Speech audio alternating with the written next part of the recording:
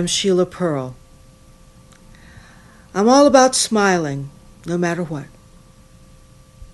I don't know about you, but I've had a lot of ups and downs in my life.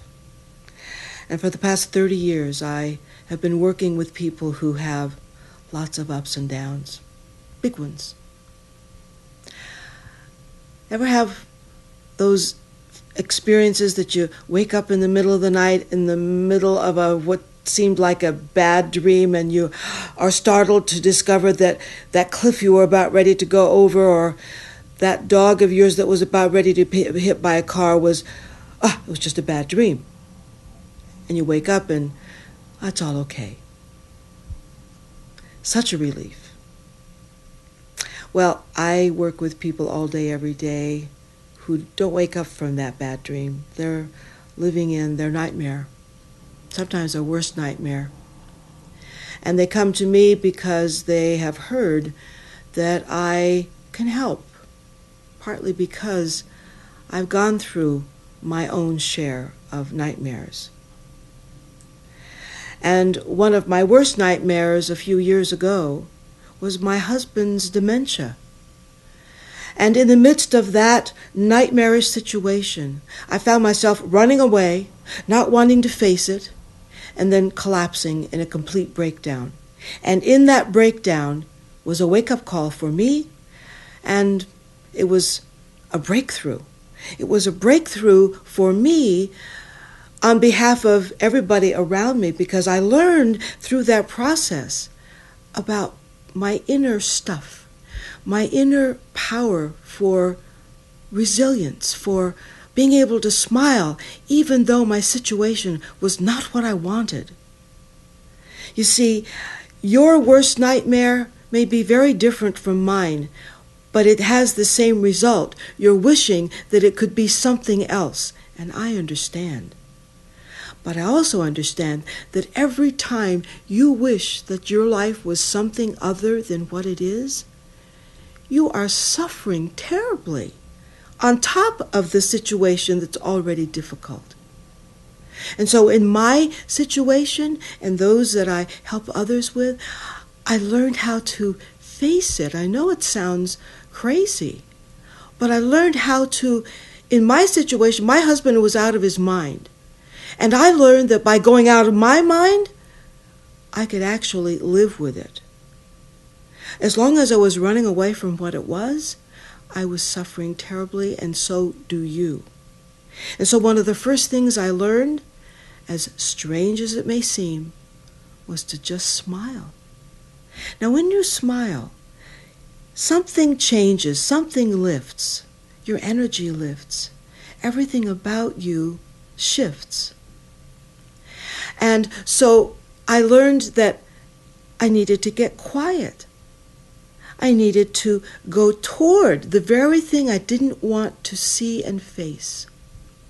So just stay with me for a moment. I hope you're smiling along with me, and I hope that it helps to give you a sense of joy just because you can. Now, whatever it is in your life that is challenging right now, maybe you are living in your worst nightmare. Maybe you have already lived through your worst nightmare, and maybe you're afraid that something else will happen, and you don't want that to happen either. So you're worried about your worst nightmare. So what happens when we are in that pain? Invariably, we ask a question a lot of us are used to hearing, and that is, why is this happening? Why me? Why this?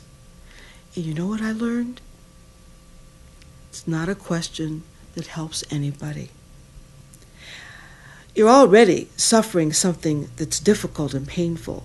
Why compound it with a question that makes you feel like some kind of victim, like you need to blame yourself for something that's happening? I don't think that works. What does work is to realize that whatever is handed to you, it's not as if God is going to give you something that you can handle. We're not even going there.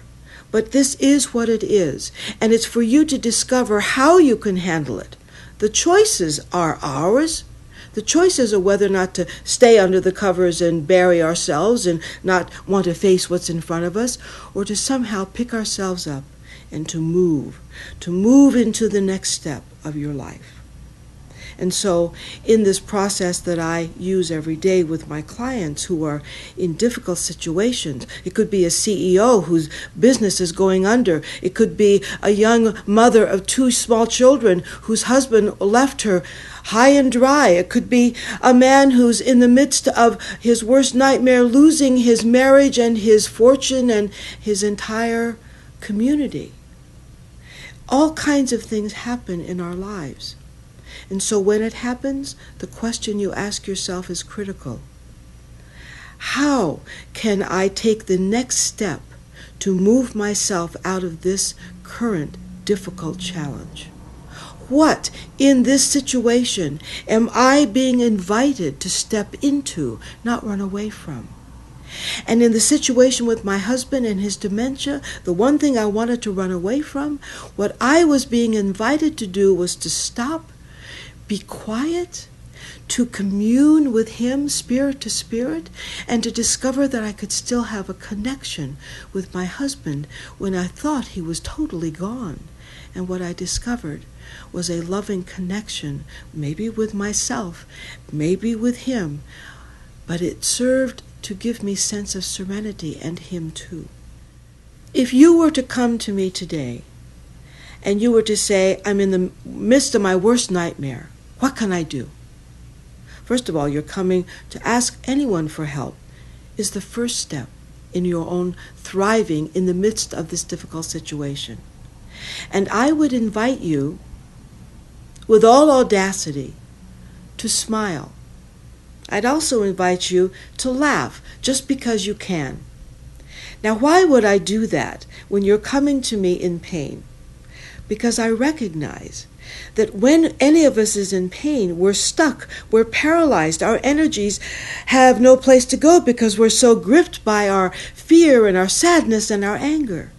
And so the moment we smile and we laugh from our bellies and we loosen up that energy, all of a sudden we're able to see things we couldn't see before as a possibility. I would have you focus on what it is that's on the other side of that nightmare that's inviting you to take a look. And we would do that.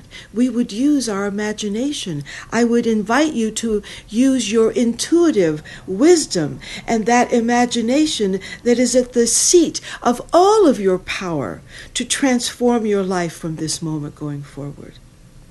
I would invite you in my office to move and to dance. I'll put on some music so you can feel your body actually moving, and you would be shifting your energy in that. I would invite you to go out and to move yourself into your community and connect, to engage with others, to connect with your family, to connect with your loved ones, because very often when we're in the midst of our nightmare, we retreat, we hibernate, we close off, we disconnect.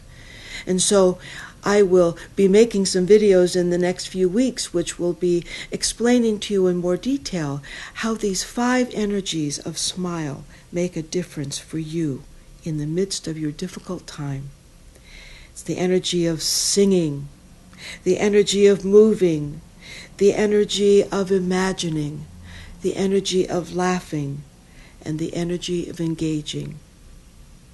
Because you're watching this video, I know you signed up to be on my mailing list, so I want to stay connected with you and keep you aware of what I'm doing that may be of help to you and your loved ones.